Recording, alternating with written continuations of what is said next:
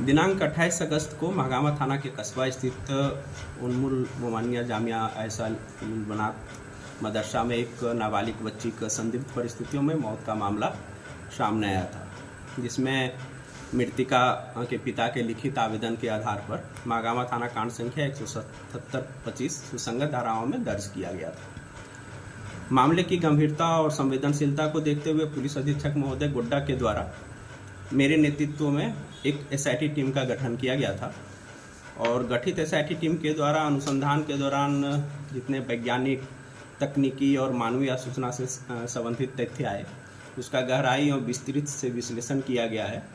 और SIT team के समक्ष आए तथ्यों के आधार पर अभी तक का जो अनुसंधान प्रगति है वो इस प्रकार है कि मृतिका के शव का विधिवत अंत्य परीक्षण करवाया गया था।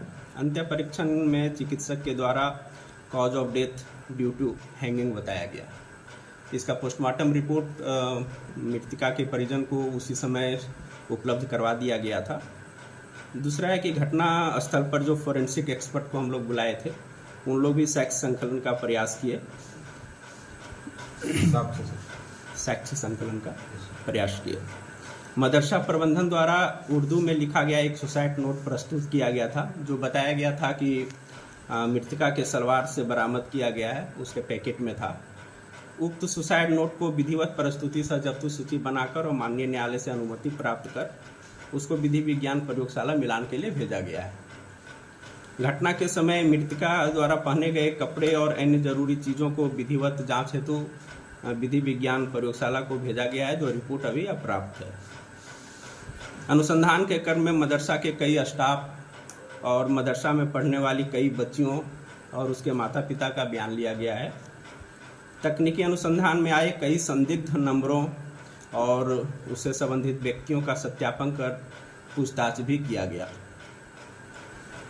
जो महत्वपूर्ण बातें आई है वो इस प्रकार है कि अनुसंधान के क्रम में कुछ बच्चियों ने यह बात बताई कि 17 अगस्त को बच्ची घर से 2-3 दिन के अवकाश के बाद वापस आई थी, तो वह परेशान रह रही थी और लगातार 2-3 दिन वह मदरसा में रो भी रही थी।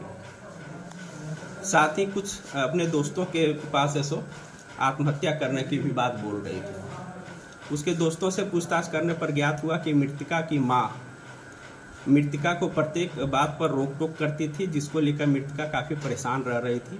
यह बात मृतिका ने मदरसा में पढ़ने वाली अन्य छात्राओं, जो अपने उसके क्लोज फ्रेंड थी, उन लोग को बताई थी।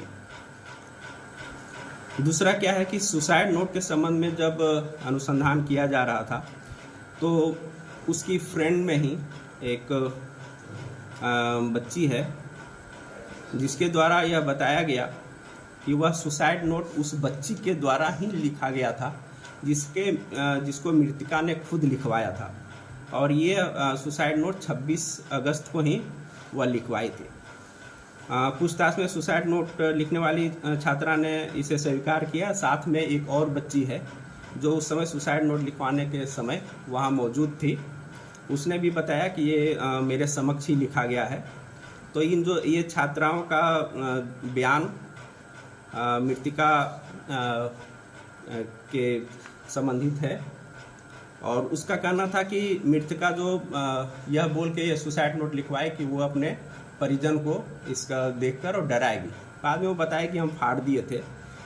इन बच्चियों का बयान है सो बाल कल्याण समिति गुड्डा और माननीय न्यायालय में धारा 183 के तहत भी रिकॉर्ड करवाया गया है। अनुसंधानकर्ता उक्त बच्ची जो बोली है कि मेरे लिखावट में है, तो उसका भी जो विधिवत रूप से उसकी जो लिखावट है और सुसाइड नोट है उसका भी जांच करने के लिए हम लोग विधिवत उसको भेजेंगे। एसआईटी टीम इस मामले में अन्य बिंदुओं पर लगातार जांच कर रही है और जितने तथ्य सामने आ रहे हैं उसमें अनुसंधान कर रही है और जितने भी तथ्य इससे संबंधित आएंगे भविष्य में भी उसमें हम लोग इसको गहराई से और विस्तृत रूप से अनुसंधान करेंगे और अन्य तथ्य सामने आते हैं तो हम लोग अग्रतर विधि सम्मत कार्रवाई करेंगे। इसमें सर एक लड़के की गिरफ्तार होने की भी सूचना नहीं, लड़के के गिरफ्तारी की सूचना नहीं थी। हम लोग पूछताछ के लिए पुणे से हम लोग लाए थे और उसके खिलाफ फिर साक्ष्य नहीं मिला तो हम लोग उसको विधिवत परिजन को सुपुर्द कर दिया।